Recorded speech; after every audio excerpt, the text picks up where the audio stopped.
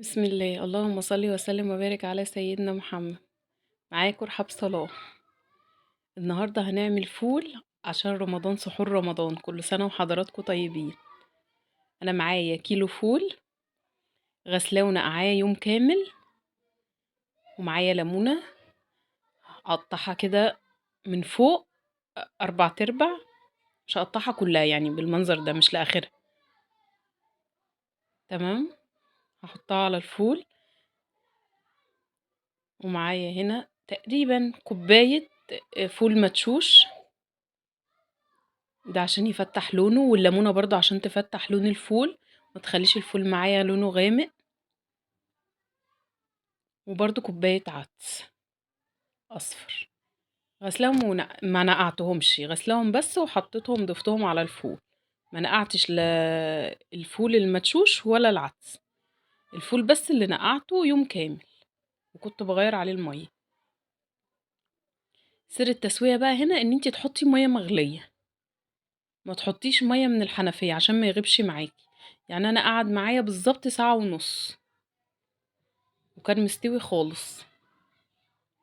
انا كده حطيت عليه ميه مغليه، وهضيف تاني يعني تغطيه بشويه ميه حلوين، يعني مش تغطيه بس تغطيه بسيطه، لا، زودي عليه الميه وحطيه على النار يغلي. هوريهولكوا دلوقتي لما يغلي. انا كده هضيف ميه تاني، بس برضو بقولتلكوا بحط له ميه مغليه، ما تضيفيش ميه ساقعه. هو بصوا غلي معايا اهو. بصوا بقى الريم ده لازم يتشال عشان ده اللي بيغمق معايا الفول. هشيله بالمنظر ده كده. هو غلي غلوتين، هوطي عليه زي الشمعة وتسيبيه. هوطي عليه خالص على عينه الصغيرة، ووطي عليه زي الشمع. هيقعد معاكي ساعة ونص. وما ضفناش اي حاجة، ولا لون ولا اي حاجة. انا محطتش حاجة غير الليمون والعدس والفول المدشوش بس. اللي هيفتح معايا الليمون، وان انتي تشيلي الريم ده من عليه. والمية هتنقص، يعني مثلا بعد ساعة هتلاقي المية دي نقصت شوية، زوديها، بس زوديها برضو مية مغلية. انا قعد معايا كده ساعة ونص وبقى بالمنظر ده. شوفوا لونه عامل ازاي. ولا ضفت كركم ولا ضفت بابريكا ولا طماطم ولا اي حاجة. بصوا لونه، لونه بجد تحفة وفاتح خالص. عايزة اقول لكم هو لسه سخن، يعني لما يبرد هيتقل معايا. بصوا بقى الفولاية زبدة مستوية خالص زي ما انتوا شايفين بالمنظر ده. كفاية ان انتي عملتي حاجة نظيفة في البيت.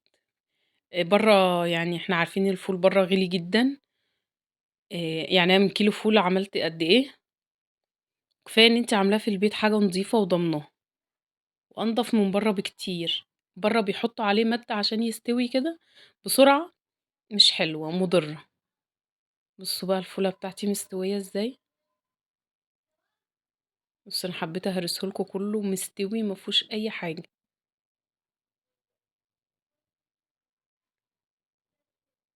والمية بتاعته فاتحة خالص.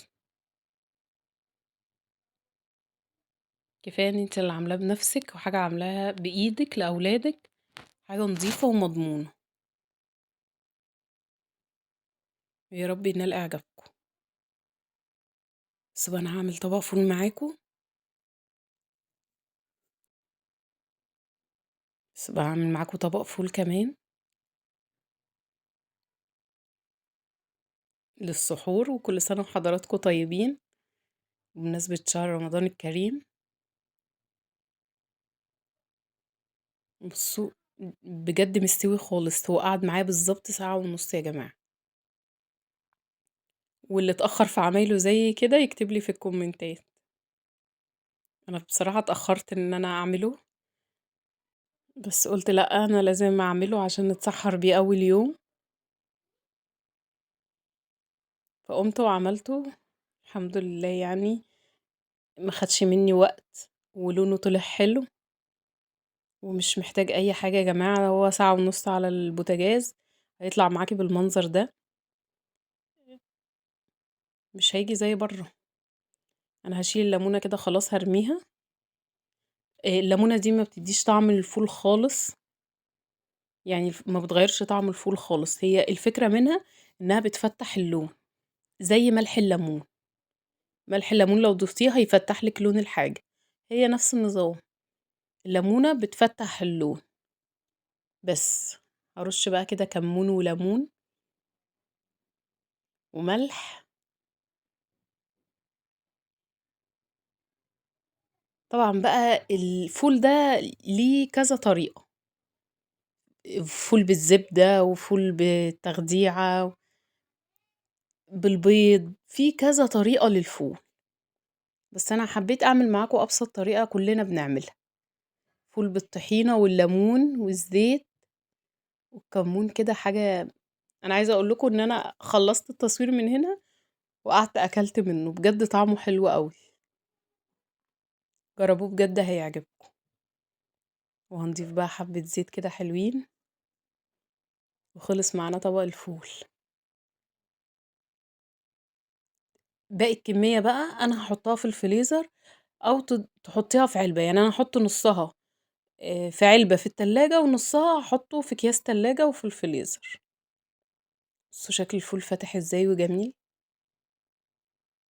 مش زي ما انتي بتشتريه من برّه خالص، يعني برّه بنجيبه أغمق من كده، وغير كده بقى بيضيفوا عليه حاجات مش حلوة. يا رب ينال إعجابكم، ولو عجبكم مننساش الاشتراك في القناة وفعل الجرس واللايكات عشان يوصل لكم كل جديد، عشان نوصل بيكم بإذن الله.